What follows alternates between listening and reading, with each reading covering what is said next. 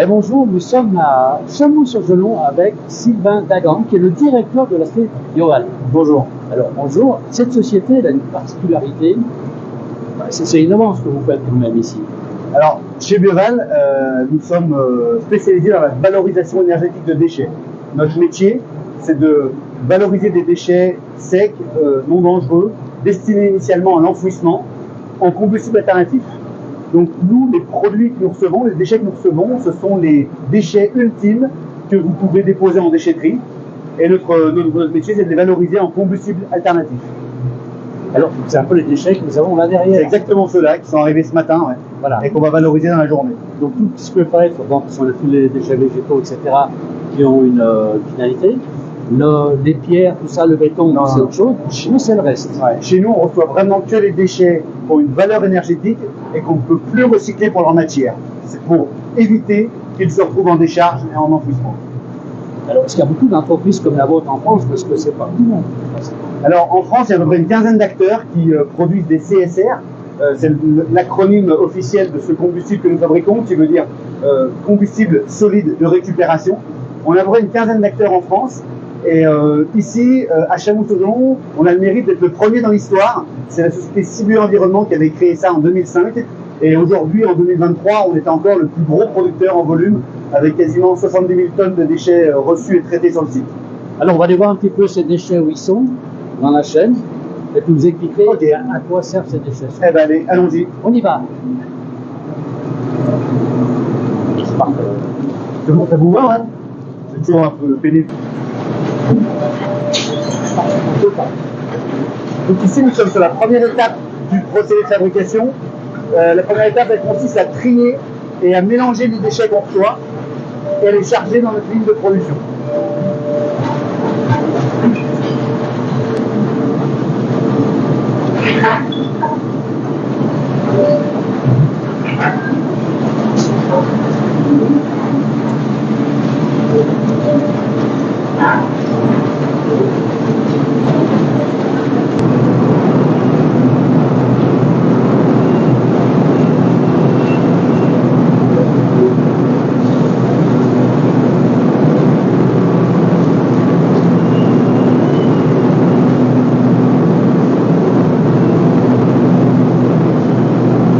Alors là, Sylvain, expliquez-moi un petit peu ce qui se passe maintenant. Quelles sont les différentes phases? Alors dans notre procédé de fabrication, il y a plusieurs étapes. La première, on vient de le voir, c'était le tri à la pelle mécanique.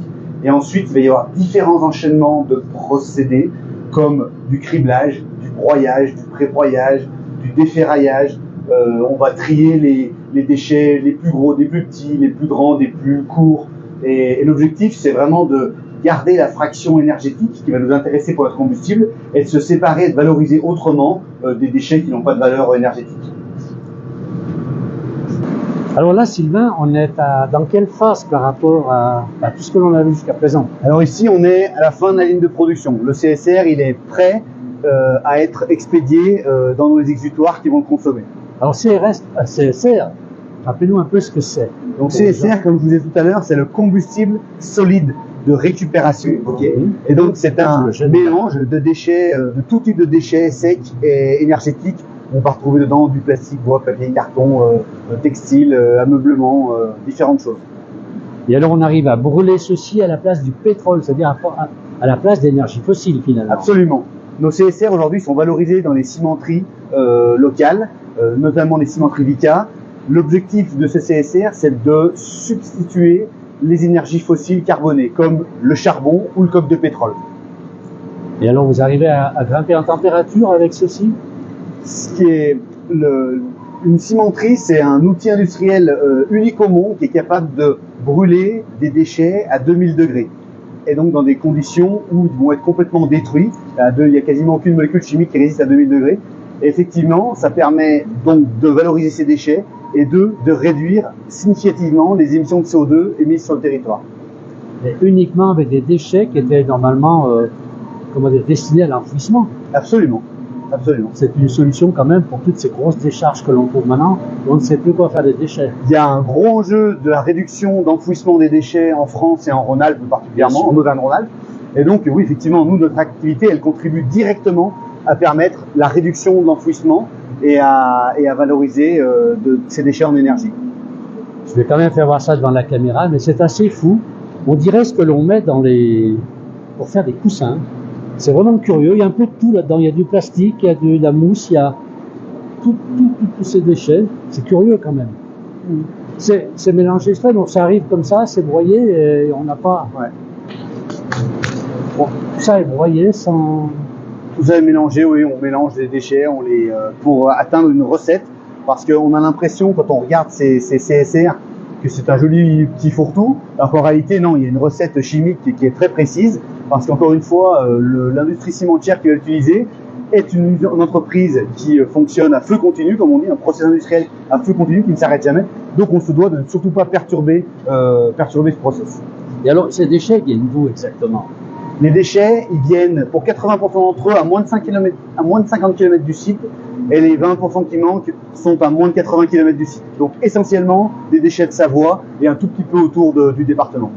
Et alors, vous dites qu'il y a une quinzaine d'entreprises comme ceci en France, elles sont bien réparties géographiquement? Ouais, bien sûr, bien réparties géographiquement. De manière à limiter le kilométrage, parce qu'on gagne d'un côté, il ne faut pas le perdre de l'autre. L'impact transport est très fort dans le monde des déchets, parce que le déchet c'est quand même léger quand même. Bien sûr. Eh bien, écoutez, c'est assez étonnant. Moi, je suis étonné de voir tout ce que l'on voit ici, parce que ça me, comment vous dire, je suis interloqué de savoir qu'on peut récupérer des choses qui étaient depuis des décennies enfouies, et aujourd'hui on est capable d'en faire un combustible. C'est extraordinaire. Ouais. Voilà. Sylvain, je vous remercie beaucoup. C'est un plaisir de vous accueillir ici. C'est très gentil. On va publier ça sur la place du village.